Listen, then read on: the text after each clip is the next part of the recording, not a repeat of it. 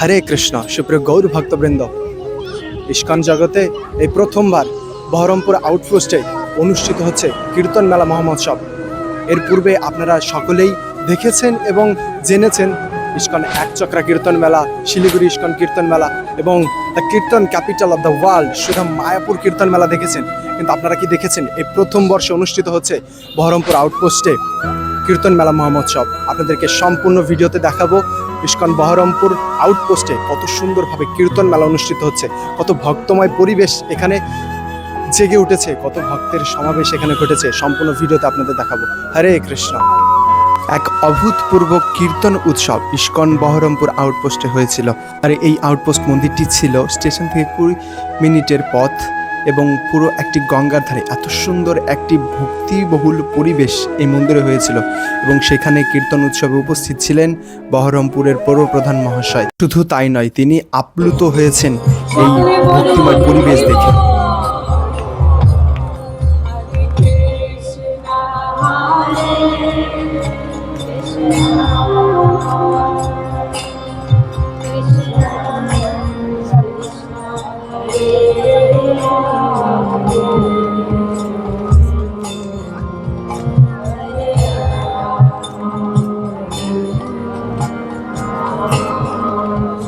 তো বন্ধুরা, যারা আমার পেজে নতুন আছেন অবশ্যই ফলো বাটনে ক্লিক করবেন এবং যারা আমার ইউটিউব থেকে দেখছেন অবশ্যই সাবস্ক্রাইব ক্লিক করবেন।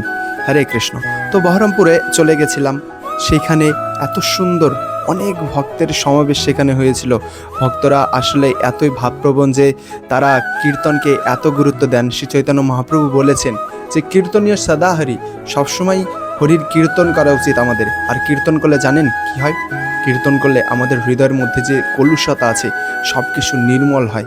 তাই আমাদের প্রত্যেকের কীর্তন করা উচিত। তাই এই কীর্তন ফেস্টে উপস্থিত হয়েছিলেন বহরমপুর, শুধু বহরমপুরের ভক্তরাই নয়, বিভিন্ন দূর দূরান্ত থেকে ভক্তরা এখানে এসেছিলেন এবং কীর্তন করছিলেন। সুধাম মায়াপুর থেকে আগত ভক্তবৃন্দরা এবং সুধাম বৃন্দাবন থেকে আগত ভক্তবৃন্দরা।